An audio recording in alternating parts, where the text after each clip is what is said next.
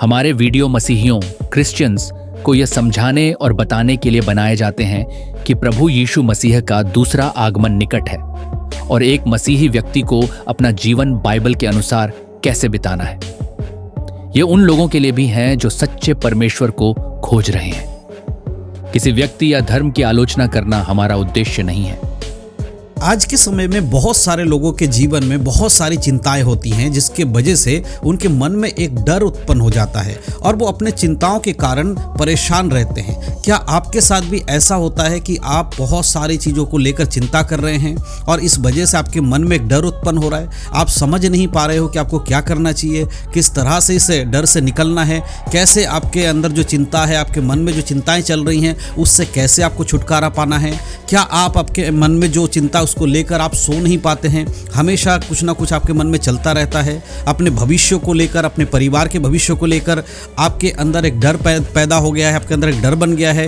तो आज का ये वीडियो आपके लिए बहुत ही ज़्यादा लाभदायक है, क्योंकि आज मैं बाइबल के वचनों से आपको बताने वाला हूं कि चिंता और डर के छुटकारा पाने का 3 ऐसे वचन जो बाइबल में हमें दिए गए हैं। अगर हम इन वचनों के अनुसार अपने जीवन को चलाएंगे और हम प्रार्थना के साथ परमेश्वर के हाथों में अपनी चिंताओं को रखेंगे तो हमें उन चिंताओं से परमेश्वर छुटकारा देते हैं। और अगर आप अपने जीवन में छुटकाराओं को पाना चाहते हैं, अपने चिंताओं से मुक्त होना चाहते हैं, तो आज का वीडियो शुरू से लेकर आखिरी तक जरूर देखना, क्योंकि इस वीडियो में शुरू से आखिरी तक जो कुछ भी मैं बताऊंगा वो सब कुछ आपके लिए बहुत ही ज्यादा लाभदायक है। तो सबसे पहले मैं आपसे कुछ बातें बताना चाहता हूं। अगर आप चाहते हैं कि बाइबल से जुड़ी हुई ऐसे ही आत्मिक वीडियो और भी हमारे द्वारा आप तक पहुंचाए जाएं, आपके पास मैं पहुंचा सकूं, इसके लिए आपको हमारे इस चैनल को सब्सक्राइब करना है, ताकि आने वाले समय में जितने भी वीडियोस हम बाइबल से आधारित डालेंगे वो आप तक पहुंच सके। हमारे बहुत सारे ऐसे विश्वासी लोग हैं जो हमारे वीडियोस को देखते हैं लेकिन अभी तक हमारे चैनल को सब्सक्राइब नहीं किया है। मैं आप सबसे अनुरोध करना चाहता हूं कि आप हमारे चैनल को सब्सक्राइब कर लीजिए और साथ ही साथ बेल का आइकन को दबा लीजिएगा, ताकि आने वाले समय में जो भी वीडियोस हम प्रतिदिन डालते हैं वो आप तक पहुंच सके, एक भी वीडियो नहीं छूटने पाए। इसलिए चैनल को सब्सक्राइब करके बेल आइकन को दबाना बहुत जरूरी है। तो चलिए दोस्तों, ज्यादा देर नहीं करते, आज के वीडियो को शुरू करते हैं। तो आज का जो हमारे वीडियो का टॉपिक है वो है चिंता और डर से छुटकारा पाने के लिए बाइबल के 3 शक्तिशाली वचन। जी हाँ, परमेश्वर का वचन हमें हर एक चिंता से मुक्त करता है। परमेश्वर कहता है कि तुम चिंता मत करो। क्या तुम चिंता करके अपने जीवन में एक पल की आयु भी बढ़ा सकते हो? नहीं बढ़ा सकते। तो परमेश्वर कहता है जब तुम इतनी छोटी चीज नहीं कर पाते हो तो बाकी चीजों को लेकर चिंता क्यों करते हो? अक्सर बहुत सारे लोगों के अलग अलग प्रकार की चिंताएं होती हैं। वो अपने परिवार को लेकर चिंता करते हैं, अपने बच्चों को लेकर चिंता करते हैं, कई बार अपने घर के लिए चिंता करते हैं, अपने जो खुद के जीवन के लिए चिंता करते हैं। ऐसे में बहुत सारे लोगों के मन में हमेशा एक डर बना रहता है कि अब क्या होगा, कैसे करेंगे। बहुत सारी बातें हो सकती हैं आपके जीवन में। तो मैं आज 3 वचन बता रहा हूं। तो सबसे पहला जो वचन है, उस वचन के अनुसार परमेश्वर हमसे क्या कहते हैं वो मैं आपको बताना चाहता हूं। पहला वचन है, परमेश्वर चाहता है कि आप चिंता छोड़ दें। जी हाँ, ये पहला पॉइंट है। पहला वचन के लिए परमेश्वर क्या कहता है कि आप चिंता छोड़ दें। इसके लिए हम जो वचन पढ़ेंगे वो है पहले पत्रस की किताब, उसका 5 अध्याय और उसके 7 आयत। यहाँ पर इस प्रकार लिखा है, अपनी सारी चिंता उसी पर डाल दो क्योंकि उसको तुम्हारा ध्यान है। परमेश्वर का वचन कहता है कि अपनी सारी चिंताओं को हमें पिता परमेश्वर पर डाल देना चाहिए, क्योंकि वो हमारे ध्यान करने वाला परमेश्वर है, वो हमारी बातों को सुनने वाला परमेश्वर है। जब हम प्रार्थना करते हैं तो परमेश्वर हमारी प्रार्थनाओं को सुनते हैं। जब हमारे जीवन में कोई प्रॉब्लम आती है तो प्रभु के पास जब हम बैठकर प्रार्थना करते हैं तो परमेश्वर हमारी प्रार्थनाओं को अपने कान लगाकर सुनता है। चिंता अपने आप में ऐसे ही खत्म नहीं हो जाती कि आप चिंता करते रहोगे तो चिंता आपकी खत्म हो जाएगी। नहीं मेरे प्रियो, चिंता को खत्म करने के लिए आपको परमेश्वर के हाथों में उन चीजों को समर्पण करना होगा, प्रभु के हाथों में सौंपना होगा। चिंता अपने आप नहीं जाती है, उसे परमेश्वर पर डाल देना चाहिए। जब हम परमेश्वर को बताते हैं, परमेश्वर हमारे जीवन में इस बात को लेकर हमें चिंता हो रही है, हमारे जीवन में इससे हमें डर लग रहा है या कोई भी बातें हो रही, तो परमेश्वर हमें उससे निकालने का मार्ग बताते हैं। इसीलिए परमेश्वर का वचन कह रहा है अपनी सारी चिंताओं को परमेश्वर के ऊपर डाल दो।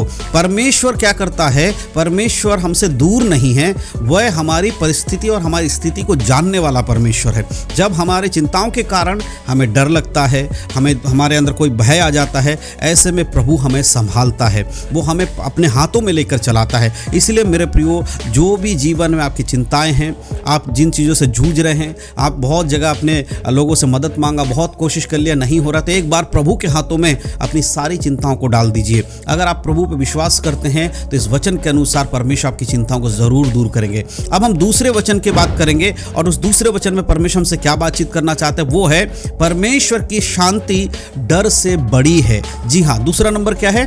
परमेश्वर की जो शांति है ना, वो हमारे चिंताओं से जो डर उत्पन्न होता है उससे बड़ी शांति है। और इसके लिए जो मैं आपको वचन देना चाहता हूं वो है फिलिपियों की पत्री, उसका 4 अध्याय, उसके वचन 6 और 7। जब आप इसको पढ़ते हैं तो यहां पर देखिए क्या लिखा है, किसी बात की चिंता ना करो, परंतु हर बात में तुम्हारे निवेदन प्रार्थना और विनती के द्वारा या विनती के साथ परमेश्वर के सामने उपस्थित किए जाएं। तब परमेश्वर की शांति जो सारे समझ से परे है तुम्हारे हृदय और तुम्हारे विचारों को मसीह यीशु में सुरक्षित रखेगी। जी हाँ मेरे प्रियो, परमेश्वर कहता है कि चिंता का क्या इलाज है। देखिए, जो हम चिंता करते हैं उसका परमेश्वर के सामने जब हम लेकर आते हैं तो प्रभु हमारी चिंताओं को हमारे भलाइयों के लिए बदल देता है, हमारे जीवन में अच्छी बातों में बदल देता है, हमारी चिंताओं से हमें मुक्त करता है। इसीलिए प्रभु कहता है किसी बात की चिंता मत करो, सिर्फ अपने परिवार के, अपने खुद के जीवन की, क्या खाएंगे, क्या पहनेंगे, कैसे हमारा परिवार आगे बढ़ेगा, कैसे हमारे घर बनेगा, या कैसे हमारे बच्चों की पढ़ाई होगी, इन सब के लिए आप मेहनत करिए। आपको मेहनत करना है, आपको नौकरी करना है, आपको बिजनेस करना है, जो आप कर रहे हैं दुनिया में वो करिए, आपके सारे कामकाज करिए। लेकिन कामकाज करने के बाद भी बहुत सारे लोगों के जीवन में परेशानी, जो चिंता है, बनी रहती है। ऐसे में आप प्रभु के सामने बैठे, ये वचन कहता है कि अपने सारे जो निवेदन हैं वो प्रार्थना और विनती के द्वारा धन्यवाद के साथ परमेश्वर के सामने उपस्थित किए जाए। जब भी आप प्रार्थना करने बैठे, आप याद करें परमेश्वर ने आपके जीवन में क्या क्या किया, उस बात के लिए परमेश्वर को धन्यवाद दें और प्रभु से कहें, परमेश्वर मेरे जीवन में ये परेशानी है, मैं इस चिंता में दबा हुआ हूँ परमेश्वर, और आपका वचन कहता है आप शांति देने वाले परमेश्वर हैं। मेरे हृदय में शांति दीजिए और मुझे सुरक्षित कीजिए यीशु मसीह के लहू के द्वारा, ताकि मेरे जीवन से चिंताओं का निवारण हो सके। देखिए, यही है परमेश्वर का वचन, और इसी प्रकार से आपको इस वचन के अनुसार प्रार्थना करना है। चिंता का इलाज जो है वो प्रार्थना है। जब आप प्रार्थना करते हैं, प्रभु आपके अंदर से उस डर को ख़त्म करता है, और जो धन्यवाद आप देते हैं परमेश्वर को, वो आपके अंदर के डर को ख़त्म करता है। जब हम प्रभु धन्यवाद है, परमेश्वर धन्यवाद, आपने पहले भी मेरे जीवन में काम किया है, अब भी आप काम करेंगे, वो आपके अंदर से डर खत्म होगा। परमेश्वर की शांति क्या है? परिस्थितियों को बदलने की शक्ति रखती है। परमेश्वर जो हमें शांति देता है वो परिस्थितियों को बदल देता है, हमारे दिलों में शांति देता है। तो ये बात आपको समझना है। तो दूसरा नंबर क्या है? परमेश्वर हमें शांति देता है, और जो शांति परमेश्वर देता है वो डर से बड़ा है। हालेलुया, बड़ी शांति है। अब हम तीसरे पॉइंट पे बात करेंगे, और तीसरा जो हमारा पॉइंट है वो है डर परमेश्वर से नहीं आता। सबसे पहली चीज, बहुत बार लोगों को लगता है कि परमेश्वर हमारी परीक्षा करता है। नहीं मेरे प्रियो, बुरी बातों से परमेश्वर हमारी परीक्षा नहीं करता है, परंतु परमेश्वर शैतान को इजाजत देता है कि वो हमारे जीवन में परीक्षाओं को लेकर आए और हमें वो परख सके। तो अगर इसके लिए एक वचन मैं आपके लिए पढ़ना चाहता हूँ, 2 तीमुथियुस की पत्री 1 अध्याय के 7 आयत। यहाँ पर परमेश्वर का वचन लिखा है, क्योंकि परमेश्वर ने हमें भय की नहीं पर सामर्थ और प्रेम और संयम की आत्मा दी है।